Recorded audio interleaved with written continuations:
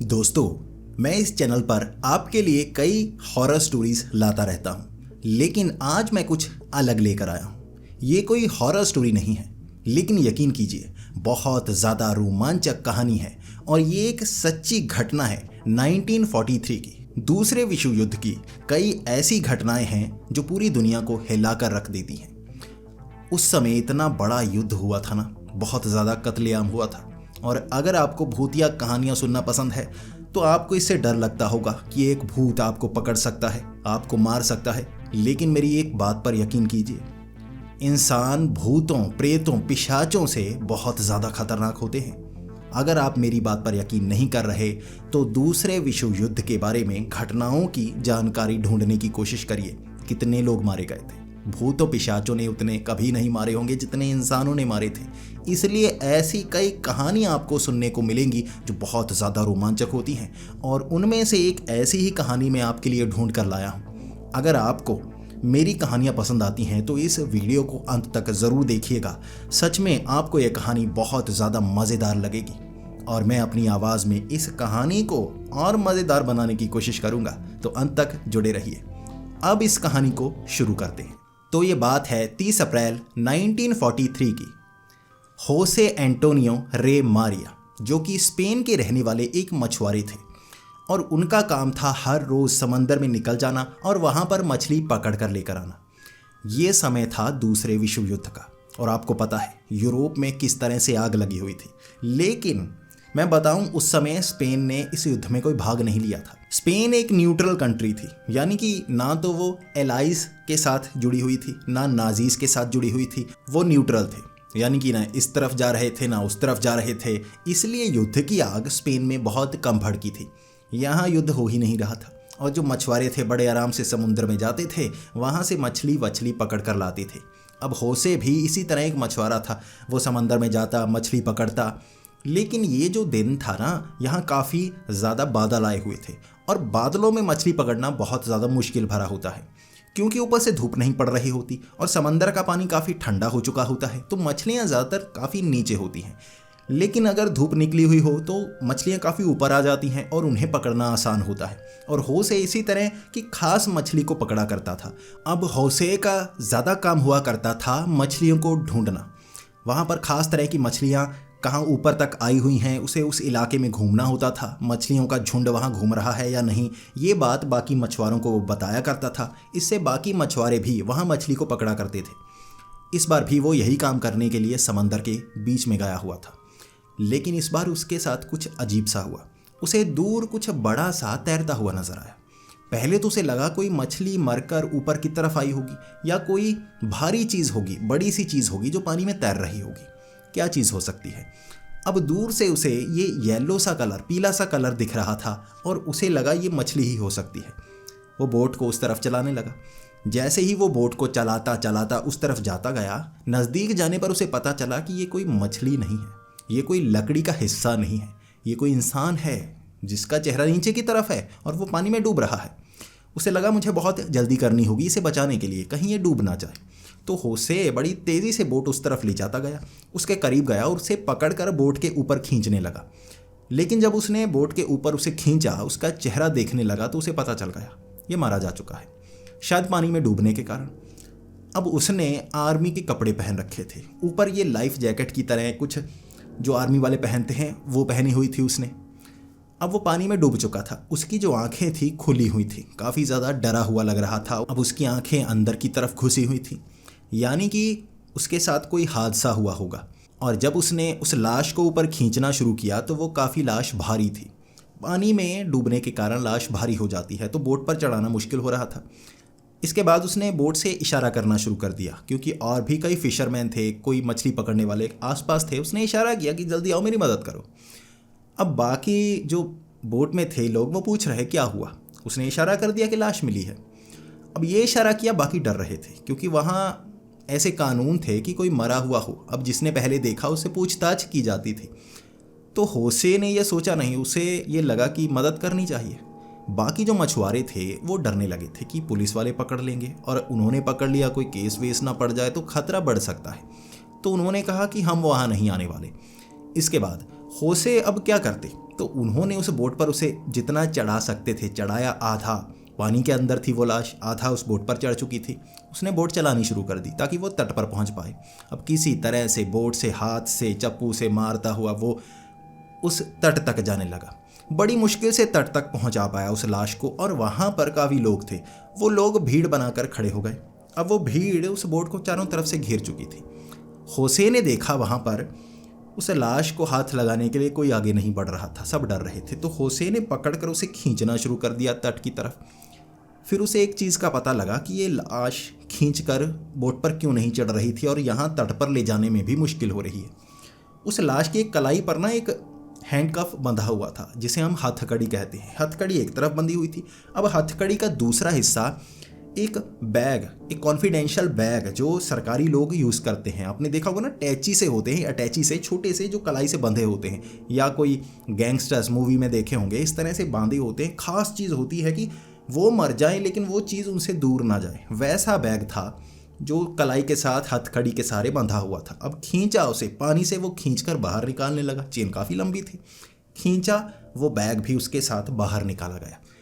इतनी ज़्यादा भीड़ को देखकर वहाँ आर्मी के लोग, पुलिस वाले गश्त लगा रहे थे। उन्हें लगा यहाँ कुछ गड़बड़ है, इतनी ज़्यादा भीड़ लगी हुई है। तो वो वहाँ पर आए। उन्होंने देखा होसे किस तरह लाश को पानी से निकाल रहे हैं, तो वो उनकी मदद करने लगे। अब वहाँ पर वो पुलिस वाले भी आ चुके थे। अब ये 1943 की बात थी। आपको पता है विश्व युद्ध चल रहा था, और ऐसे विश्व युद्ध में बहुत ज़्यादा आर्मी वाले मारे जा रहे थे। जो समुंदर में तैरती हुई लाशें मिलती आम तौर पर रहती थी, लेकिन स्पेन में वॉर नहीं लगी हुई थी। यहाँ इतना ज़्यादा कॉमन नहीं था कोई लाश का मिलना, लेकिन फिर भी इतना अनकॉमन भी नहीं था। जैसे आज के ज़माने में कोई अगर लाश इस तरह समंदर में तैरती हुई मिल जाए तो बहुत हड़कंप मच जाएगा।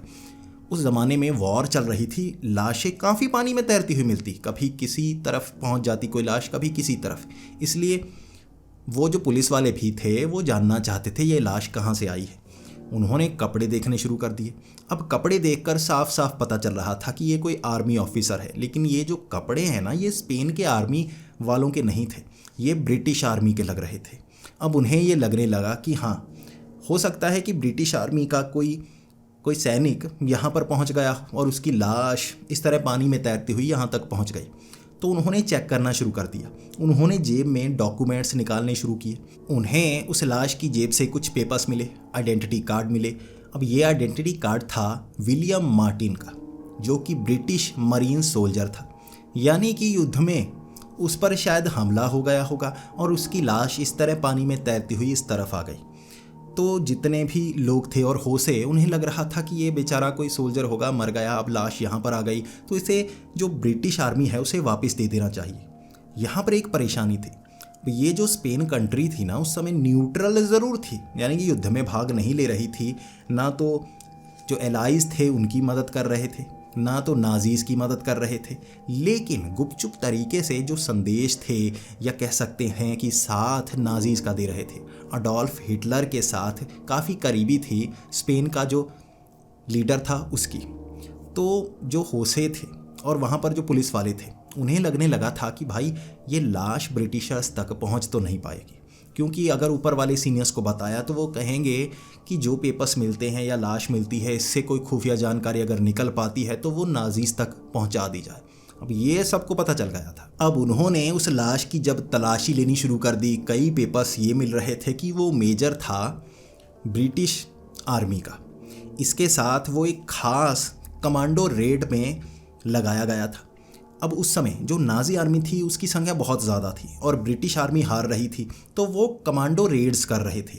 अब ये गोरिल्ला वारफेयर रेड्स होती हैं, यानी कि जब किसी की संख्या लाखों में हो और आपकी संख्या हज़ारों में हो तो आप सीधे वॉर नहीं कर सकते, क्योंकि इससे तो आप हार जाएंगे ना। तो गोरिल्ला वारफेयर ये होती है कि जो सबसे कमज़ोर इलाके हैं ना, जहाँ पर संख्या कम हो उनकी, तो चुपचाप रात के अंधेरे में या मौका पाकर उन पर हमला कर दो और उन्हें हरा दो। फिर वहाँ से चुपके से भाग जाओ, कोई ऐसी जगह जहाँ से कोई गुप्त डॉक्यूमेंट्स मिलने हो, वहाँ पर हमला करो और वहाँ से निकल जाओ। अब ये विलियम मार्टिन को भी ऐसा ही कोई केस असाइन किया गया था, वो पेपर्स इसके थे। अब वहाँ जो आर्मी वाले थे उन्हें लगने लगा यहाँ कुछ तो गड़बड़ है। उन्होंने और तलाशी लेनी शुरू कर दी। अब वहाँ जितने ऑफिसर्स थे उन्होंने और ज़्यादा तलाशी लेनी शुरू कर दी। उन्होंने कपड़े उतार कर देखे कि शरीर पर कोई गोली के निशान हैं या नहीं। उन्हें शरीर पर कोई गोली के निशान नहीं मिले, लेकिन जो पॉकेट्स में कुछ तस्वीरें मिली।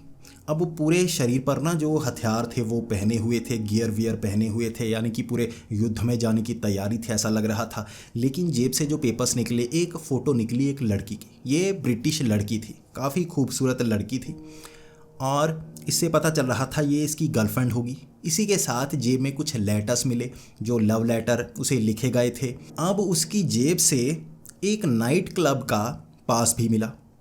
अब वो 3 रात पहले का था, यानी कि वो अपनी गर्लफ्रेंड के साथ ब्रिटेन में किसी नाइट क्लब में गया होगा। इसी के साथ उसके जेब में एक रिसीट निकली एंगेजमेंट डायमंड रिंग की। अब ये जेब में था और वहाँ जितने भी ऑफिसर्स थे उन्हें लगने लगा कि ये एक तरह से लव स्टोरी है ना, कि बेचारा किस तरह से अपनी गर्लफ्रेंड को मनाने के लिए लगा हुआ था। उनकी एंगेजमेंट हुई होगी, इसने रिंग दी होगी और ये बेचारा किस तरह वॉर में पहुँच गया और उसकी मौत हो गई। तो काफ़ी दर्दनाक कहानी सबको लग रही थी और इससे सब थोड़ा सा उससे जुड़ने लगे थे कि कितनी यार सैड लव स्टोरी है। बेचारी को पता भी नहीं होगा कि इसकी मौत हो चुकी है। तो वो चाहते थे कि इस लाश को ब्रिटिश आर्मी तक पहुंचा दिया जाए ताकि इसका फ्यूनरल हो। अब मर चुका है, सैनिक कुछ कर थोड़े ना सकेगा, इसे आर्मी को सौंप दिया जाए। इसके बाद इस लाश की कलाई पर जो हथकड़ी बंधी हुई थी ना चेन के साथ, वो एक बैग से बंधी हुई थी। अब उस अटैची जैसी चीज़ को खोला गया। अब ये सरकारी एजेंट्स वहाँ तक पहुँच गए थे, इस बात का उनको पता लग गया था, ये लाश उनको सौंप दी गई थी। इसके बाद उस अटैची को खोला गया और उसमें 3 डॉक्यूमेंट्स मिले। ये 3 हाईली कॉन्फिडेंशियल डॉक्यूमेंट्स थे, यानी कि ये मेजर लेवल का अधिकारी था। इसको खास डॉक्यूमेंट्स दिए गए थे कि गोरिल्ला वारफेयर में कहाँ पर हमला करना है, क्योंकि वॉर में ऐसी टेक्निक्स अपनाई जाती हैं, पूरी प्लानिंग की जाती है। किसी खास आदमी के पास ऐसे डॉक्यूमेंट्स होते हैं कि वॉर में आगे क्या होने वाला है, हर किसी के पास ये जानकारी नहीं होती। तो इस रैंक के अधिकारी के पास वो जानकारी थी, इसके पास वो डॉक्यूमेंट्स थे, इसकी कलाई पर बांधे गए थे। और वहाँ एजेंट्स को लगा कि कोई प्लेन क्रैश हुआ होगा, क्योंकि इसकी बॉडी जली नहीं थी, गोली नहीं लगी थी। शायद कोई प्लेन क्रैश हो गया होगा, ये पानी में डूब गया होगा और जहाँ तक इसे जाना था वहाँ पहुँच नहीं पाया और पहुँच गया स्पेन की कोस्ट पर, यानी कि बीच पर, और पकड़ा गया। अब वो जो डॉक्यूमेंट्स थे, देखिए स्पेन में जो एजेंट्स थे सरकारी उनके हाथ में थे। इसके बाद इन डॉक्यूमेंट्स को पता है कहाँ भेजा गया? अडोल्फ हिटलर के पास। कुछ ही समय बाद ये 3 डॉक्यूमेंट्स अडोल्फ हिटलर के डेस्क पर पहुंच चुके थे। अब अडोल्फ हिटलर ने उन डॉक्यूमेंट्स को पढ़ा था। अब ये दूसरा विश्व युद्ध चल रहा था। जो एलाइज थे, यानी कि अमेरिका, ब्रिटेन और यूरोपियन कई कंट्रीज़ थी, एलाइज थे। कुछ नाजीज़ की तरफ थे, कुछ एलाइज थे अमेरिका ब्रिटिश की तरफ से। तो उस समय जो नाजीज़ थे, यानी कि अडोल्फ हिटलर ने यूरोप पर लगभग कंट्रोल कर लिया था। हर जगह पर उसकी आर्मी पहुंच गई थी, जीत चुके थे। अब उन्हें एक बात की इंटेलिजेंस से खबर मिली थी कि जो अमेरिकन्स हैं ब्रिटिशर्स के साथ मिलकर किसी खास जगह पर तगड़ा हमला करने वाले हैं और वहाँ से फिर यूरोप पर कंट्रोल करना वो शुरू करेंगे। अब अडोल्फ हिटलर को ये पता था और उन्हें सबसे ज़्यादा शक था इटली के एक जो आइलैंड है सिसिली, वहाँ पर उन्हें शक था कि यहाँ पर हमला करेंगे, क्योंकि बहुत ख़ास एरिया था। अगर वहाँ पर एलाइज की आर्मी कंट्रोल कर ले तो इससे आगे बढ़ा जा सकता है, उसके बाद यूरोप पर धीरे धीरे कंट्रोल किया जा सकता है। तो अडोल्फ हिटलर ने नाजी आर्मी की जो भारी संख्या थी वहाँ सिसिली पर लगा रखी थी और वहाँ से वो हटा नहीं रहे थे। लेकिन ये जो 3 पेपर उनके पास पहुँचे थे उससे सब कुछ बदलने वाला था। इन पेपर्स में साफ कहा गया था कि जो नाजीज थे उनको बेवकूफ़ बनाने के लिए जानबूझकर फ़ोन पर ऐसी कन्वर्जेशन की जा रही है कि जो एलाइज हैं सारे, यानी कि ब्रिटिश और अमेरिकन्स, वो सिसिली पर हमला करने वाले हैं। ये सारी झूठी खबरें थी ताकि नाजीज़ को भटकाया जा सके और असल में वो हमला करने वाले हैं ग्रीस पर, जो कि नाजीज़ के कंट्रोल में था, यहाँ से 500 मील की दूरी पर। अब ये बात अडोल्फ हिटलर को पता लग गई, क्योंकि इन पेपर्स पर जो सरकारी अधिकारी थे हाई रैंक उनके साइन हुए थे। तो उसे लगा कि अच्छा, जो कन्वर्जेशन हम फ़ोन पर टैप करके पता कर रहे हैं, खुफिया जो ब्रिटिश आर्मी में, अमेरिकन आर्मी में उन्होंने अपने जासूस भेजे हुए हैं, हर किसी से झूठी खबर मिल रही है। सिसिली में हमला नहीं होना है, हमला तो ग्रीस में होना है, नाजी कंट्रोल वाले एरिए में। तो अडोल्फ हिटलर को पता लग गया कि भाई हमला होने वाला है, अपनी आर्मी को वहाँ लगाते हैं, इन्हें पता ही नहीं लगेगा कि हमने ये सब पता कर लिया है। तो अडोल्फ हिटलर ने 10,000 से काफ़ी ज़्यादा सैनिक, लाखों में सैनिक सीधे ग्रीस पहुंचा दिए। अब सिसिली से भारी संख्या में सैनिकों को हटाकर ग्रीस में पहुंचा दिया और खुफिया तरीके से वहाँ पर रखा, ताकि एलाइज जब वहाँ पर हमला करें तो मुंह तोड़ जवाब देंगे और वहीं से उनको भगा देंगे, फिर जीतने के कोई चांस ही नहीं है। इस तरह से अडोल्फ हिटलर तैयार हो गया था। अब सिसिली में सैनिक बहुत कम बचे थे और सारे पहुंच गए थे ग्रीस में। अब इसके बाद 2 महीने से 3 महीने तक इंतज़ार करते रहे कि कब हमला होगा ग्रीस पर। हमला हुआ ही नहीं, वो इंतज़ार करते रहे, हमला हो ही नहीं रहा। अब ये खुफिया जानकारी हम तक पहुंच गई है कि हमला ग्रीस में होने वाला है, हमला हो नहीं रहा, आखिर यहाँ चल क्या रहा है।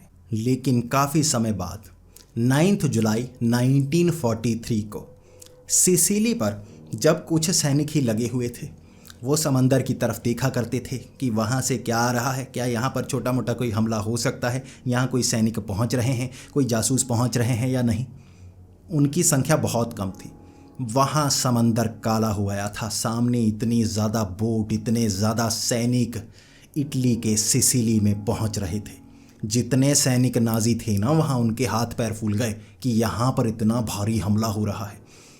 तो हमला सिसिली पर हुआ। सैनिक इतने ज़्यादा थे कि वहाँ पर बचे हुए जो सैनिक नाजी थे ना, उन्होंने कपड़े बदलने शुरू कर दिए कि भाई सैनिक वाले कपड़े नहीं पहनने, ये तो मार देंगे। उन्होंने अपने कपड़े चेंज किए। कम सैनिक थे, वो आम लोगों के साथ वहाँ से भागे और बड़ी आसानी से जो एलाइज की सेना थी ना, अमेरिकन्स ब्रिटिशर्स की, उन्होंने उस इलाके पर कब्जा कर लिया। बहुत ख़ास जगह थी जिस पर उन्होंने कब्जा किया और माना जाता है उस कब्जे के बाद हिटलर का हारना शुरू हो गया, क्योंकि दोबारा यूरोप पर कब्जा होना शुरू हो गया एलाइज की आर्मी का, और फिर अडोल्फ हिटलर उसके बाद हारता गया।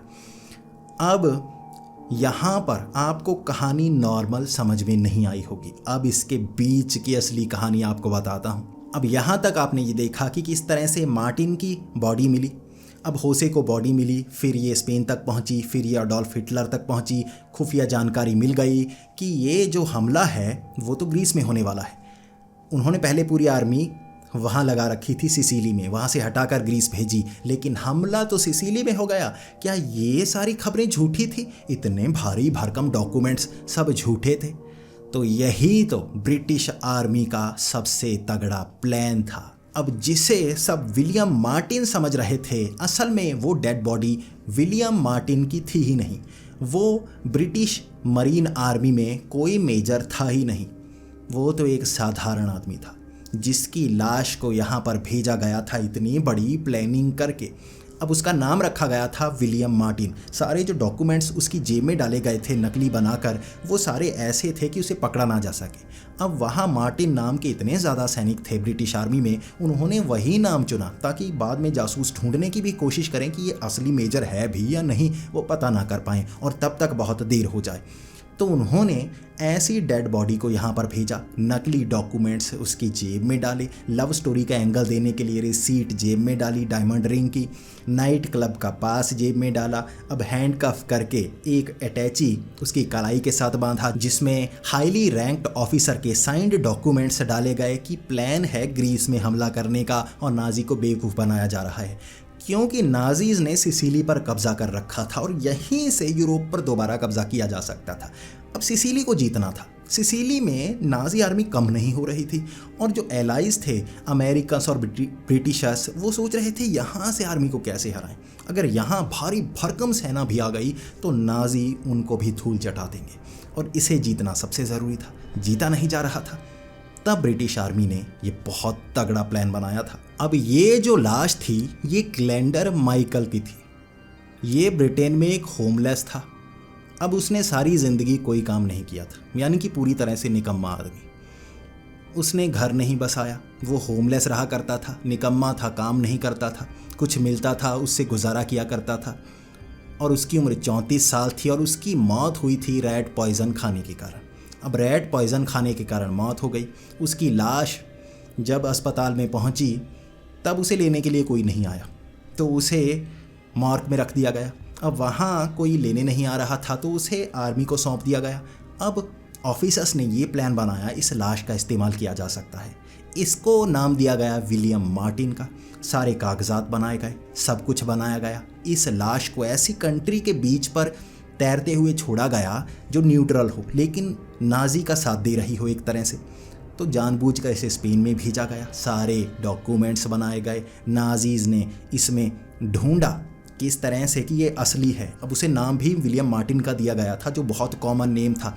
इसे एक लव स्टोरी एंगल दिया गया ताकि लोग थोड़ा सा अटैच हो जाएं। अब जो रैंक था मेजर का दिया गया, ज़्यादा ऊंचा नहीं दिया गया, ज़्यादा छोटा नहीं दिया गया ताकि किसी को शक ना हो। पेपर्स ऐसे बनाए गए शक ना हो। पूरी तरह से कन्फर्म्ड केस था दिमाग वाला। और इस तरह अडोल्फ हिटलर तक ये पेपर पहुँचे और सारी सेना पहुंच गई। ग्रीस में सिसिली में पीछे से हमला हो गया और इसके बाद अडोल्फ हिटलर हारता गया। इस ऑपरेशन को नाम दिया गया था ऑपरेशन मिन्स मीट, जिसकी जानकारी आप इंटरनेट पर ढूंढ सकते हैं। ये बहुत ही कमाल का केस था जिसमें ब्रिटिशर्स ने कैसा दिमाग लगाकर अडोल्फ हिटलर को पहली जंग में हराया, जिसके बाद वो हारता चला गया। अब वो जो लाश थी ना, उसे स्पेन में दफनाया गया था। जब युद्ध खत्म हो गया तो वो एक होमलेस था जिसे नाम दिया गया था विलियम मार्टिन का। अब वो कोई ऑफिसर थोड़े ना था। बाद में ब्रिटिश आर्मी की तरफ से उसके लिए स्पेशल कपड़े भेजे गए, उसके लिए अवार्ड भेजा गया, उसे मेजर बाद में असल में बनाया गया क्योंकि उस आदमी ने जिंदा रहकर कोई काम नहीं किया था देश के लिए। अब उसकी लाश ने मरने के बाद जो काम किया किसी जिंदा ने नहीं किया था, यानी कि ब्रिटिशर्स को इस युद्ध में वापस ले आया था, इसलिए उसे मेजर का रैंक दिया गया। अब उसकी जो कब्र है अब भी स्पेन में मौजूद है, एक मेजर की कब्र। इस तरह से ये कहानी बहुत ही रोमांचक है और आप इसे इंटरनेट पर ढूंढ सकते हैं। ये एक पूरी तरह से सच्ची कहानी है। इससे हमें ये जानने को मिलता है कि दूसरे विश्व युद्ध में ऐसी छोटी छोटी कई कहानियां हैं जो बहुत ज़्यादा रोमांचक हैं। इसमें आपको काफ़ी कुछ सीखने को मिलता है। तो दोस्तों, आपको ये कहानी कैसी लगी? मैं इस चैनल पर ज़्यादातर हॉरर स्टोरीज़ लेकर आता हूँ, लेकिन अब रोमांचक कहानियाँ भी लेकर आऊँगा इसकी तरह, जो आपको काफ़ी मज़ेदार लगने वाली है। अब मुझे तो ये बहुत ज़्यादा मज़ेदार लगी, इसीलिए मैं आपके लिए ये लेकर आया। अगर आपको ये पसंद आई हो तो प्लीज़ कमेंट्स में ज़रूर बताएं। मैं ऐसी मज़ेदार कहानियाँ, सच्ची कहानियाँ आपके लिए लाता रहूँगा। तो हमारे इस चैनल को सब्सक्राइब कर लें। तो मिलते हैं अगली वीडियो में, तब तक के लिए डरते रहें और सतर्क रहें।